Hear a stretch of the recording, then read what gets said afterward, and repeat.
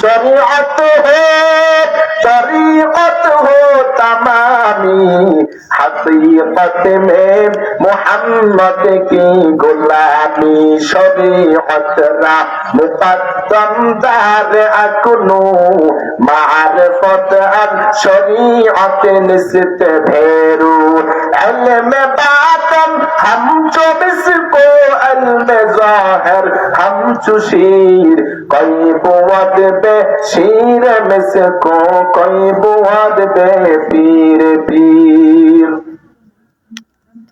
শরীয়তের মারিফতের একটা উদাহরণ দিয়েছেন আল্লাহর নবী।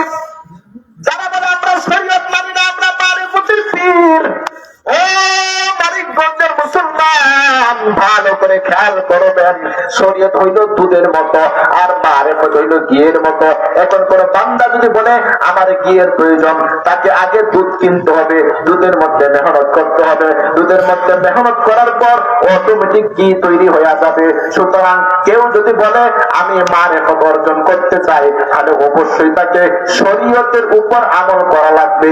শরীয়তের উপর আমল করলে অটোমেটিক মারিফত মানে আল্লাহর পরিচয় লাভ হয়ে যাবে। কেউ যদি বলে আমার ঘিয়ের প্রয়োজন কিন্তু দুধ লাগবে না, দুধ ছাড়া আমি ঘি বানায় দেবো, কিয়ামত পর্যন্ত চেষ্টা করবে কিন্তু কোনোদিন ঘি বানাতে পারবে না।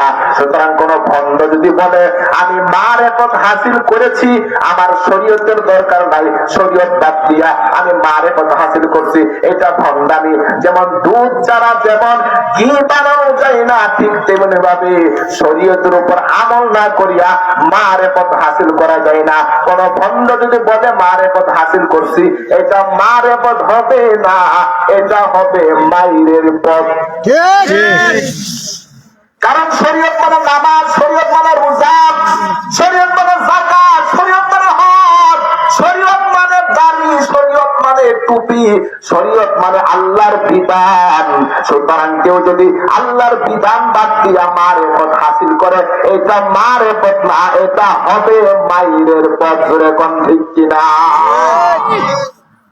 তাহলে ভাইরা আমার, আমরা আলোচনা থেকে জানতে পারলাম হাসরের ময়দানে আল্লাহর পয়গম্বর একদম মানুষদেরকে হাউজে কাউসার থেকে ধমক দিয়া তারা দিবে, এদেরকে হাউজে কাউসারে পানি দিবে না। এরা কারা? এরা হলো পয়গম্বরের সুন্নত বাদ দিয়া যারা বন্দানি করে, যারা পীরের পায়ে সেজদা দেয়, যারা বিদআত কর্মকাণ্ড করে, এরা যদিও নিজেদেরকে আশিক রাসূল আর সুন্নি বলে দাবি করে, কিন্তু আল্লাহর পয়গম্বর হাসরের ময়দানে এদেরকে হাউজে কাউসারে পানি দিবে না, এদেরকে তাড়ায় দিবে। কথা কোন ঠিক কিনা? সুতরাং ভাইরা আমার, আল্লাহ রাসূলের সুন্নতের রঙে রঙিন হয়ে যাও। ও যুবক ভাই গো, দুনিয়ার জমিনে চিরদিন থাকা যাবে না রে ভাই। তুমি তো আল্লাহর নবীর উম্মত। ও বন্ধু, তুমি তো পয়গম্বরের সাথে জান্নাতে যাইতে চাও। আল্লাহ রাসূল ছাড়া তোমার আপন না। তুমি যাদেরকে আপন মনে করতেছো, আজকে মুসলমান যুবক সন্তানের চেহারার দিকে তাকাইলে তার চুলের কাটিং দেখলে মেসির কথা মনে হয়, তার চুলের কাটিং দেখলে নেইমারের কথা মনে হয়। কারণ মুসলমান যুবক সন্তান তার সে চুল কাটে মেসির কাটিং এ, মুসলমানের সন্তান চুল কাটে নেইমারের কাটিং এ। কথা কোন ঠিক কিনা? কিন্তু ভাইরা আমার, মেসি আর নেইমার তো তোমাকে চিনেই না। আরে হাসরের ময়দানে এদের তো কোনো খবর থাকবে না। কিন্তু আল্লাহর পয়গম্বর তোমাকে জান্নাতে না নিয়ে, আল্লাহর রাসূল একা জান্নাতে যাবে না। তোমার একমাত্র আপন হলো আল্লাহর রাসূল। ও যুবক ভাই, দুনিয়ার জমিনে তো চিরদিন থাকা যাবে না। মনটাকে একটু বুঝাও। ওরে মন, তোর মতো কত যুবক সন্তান দুনিয়ার জমিন থেকে চলে গেছে। এমন কোন দিন নাই যেই দিন যুবক সন্তানের মরণের খবর নাই। গাড়ির নিচে যুবকের লাশ, হোন্ডার নিচে যুবকের লাশ, রোড অ্যাক্সিডেন্টে কত যুবক মারা গেল। এই যে বৈষম্য বিরোধী ছাত্র আন্দোলনে কত যুবক মারা গেল। ও যুবক বন্ধু, গত কয়েকদিন আগে শেরপুরের একটা যুবক সন্তান, বয়স মাত্র 25, এখনো বিয়ে করে নাই, সুস্থ একটা তাজা প্রাণ হঠাৎ করে দুনিয়ার জমিন থেকে চলে গেছে। তুমি কেন তোমার বান্দারা ভুলে দিতে পারো না রে ভাই?